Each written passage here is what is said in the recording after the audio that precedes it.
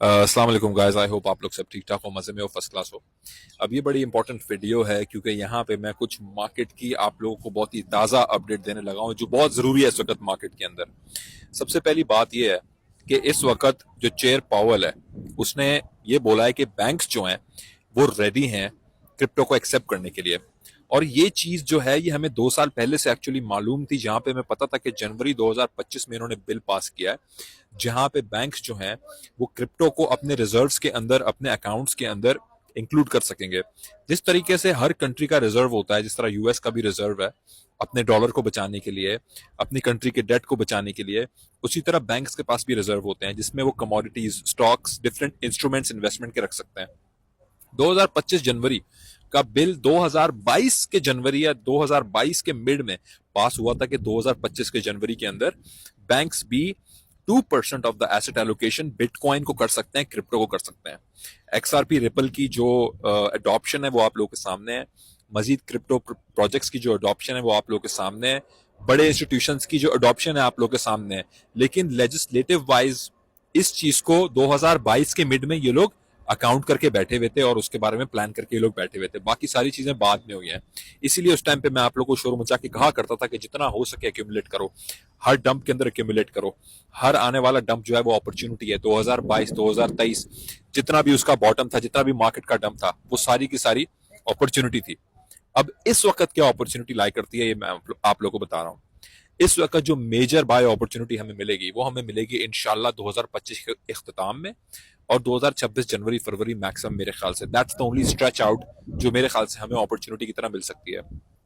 लेकिन उससे पहले वो होगी बाइंग अपॉर्चुनिटी जो मैंने अभी आप लोगों को बताया 2025 का इख्तिताम, क्योंकि वहां पे मार्केट एक्चुअली रिसेशनरी प्रेशर को जो है वो डील करेगी उसके साथ। इसके बारे में कोई बात नहीं कर रहा, इस तरफ अब कोई नहीं दिखा रहा।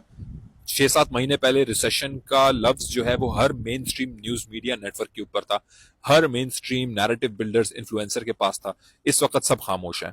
इस वक्त सब ये बोल रहे हैं कि 2025 जो है वो सबसे बुलिश ईयर होगा, यील्ड कर्व बॉन्ड का वो भी पॉजिटिव हो चुका है, ब्ला ब्ला ब्ला। इस तरह की बहुत सारी बातें आप लोगों को इस वक्त मार्केट में मिलेंगी। बहुत लोग हाइप्ड अप हैं ट्रंप के आने की वजह से, न्यू एडमिनिस्ट्रेशन के आने की वजह से। बहुत लोग इकोनॉमिकली हाइप्ड अप हैं, इन्वेस्टर्स जो हैं वो हाइप्ड अप हैं। लेकिन ये बात याद रखें कि इन्वेस्टर जो है वो हमेशा हाइप को बाय करता है, न्यूज को बाय नहीं करता। अब जब ये आ चुका है और उसने ऑफिस संभाल लिया तो मार्केट नीचे जाती हुई हमें नजर आ रही है। लेकिन आखिरी जो पिवट एग्जिट है मेरे ख्याल से जो मार्च अप्रैल में हमें आएगा और वहां पे हमें मिलेगा, that would be our last exit, that would be our major exit. वो पिवट पॉइंट होगा इकोनॉमिकली, ग्लोबली एक पिवट पॉइंट होगा और एकदम से दोबारा आपको पता चलेगा कि खबरें चेंज हो जाएंगी। तो हमें रिएक्ट नहीं करना, हमें रिस्पॉन्ड करना है। हमें मार्केट को प्रीएम्प्टिवली मेजर करना है, देखना है और उसके हिसाब से हमने चलना है। तो मार्च अप्रैल पिवट एग्जिट के लिए आज इन्वेस्ट करके हम लोग बैठे हुए हैं और इस साल के इख्तिताम के रिसेशनरी प्रेशर के लिए हम लोगों ने रेडी रहना है। By the end of April, by the mid of में हमने रेडी रहना है इन कैश होके। ये मेरी अब अपनी पर्सनल स्ट्रैटेजी है, ये मेरा पर्सनल एनालिसिस है और उसके वजूहात मैं आप लोगों के सामने पेश कर चुका हूं। तय पर तय मैं आप लोगों को बताता रहा हूं किस तरीके से ये लोग मार्केट के साइकिल्स को यूज करते हैं हम लोग के अगेंस्ट, खासतौर पे सेंटिमेंट्स प्लांट करके, क्रिएट करके। इस दफा एटलीस्ट, अगर पिछली दफा सेंटिमेंट के झांसे में आ गए थे, उससे पिछली दफा अगर एग्जिट नहीं किया, सही टाइम पे बाई नहीं किया, एटलीस्ट इस दफा हम लोगों ने पिवट एग्जिट को जरूर पकड़ना है। और कोशिश हमने करनी है कि दिस टाइम जब रिसेशनरी प्रेशर हमारे ऊपर आए साल के इख्तिताम में 2026 जनवरी फरवरी में, तो वहां पे हम लोग कंप्लीटली प्रिपेयर्ड हो एक डेकेड लॉन्ग अमेजिंग एंट्री लेने के लिए मार्केट्स में। चाहे फिर वो रियल एस्टेट हो, चाहे वो बिटकॉइन हो, चाहे वो स्टॉक्स हो, वो कुछ भी हो। क्या पता वो उससे पहले भी ये टाइम आ जाए, क्या पता 2025 के मिड में ये टाइम आ जाए। एग्जैक्ट मार्केट को कोई टाइम नहीं कर सकता, इसीलिए मैं आप लोगों को मार्केट के फेजेस बता रहा हूं।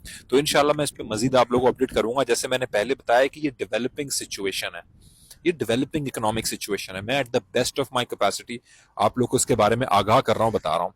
मजीद बताऊंगा इंशाल्लाह इसके बारे में। अपना ख्याल रखिए। Thank you so much. जज़ाकल्लाह।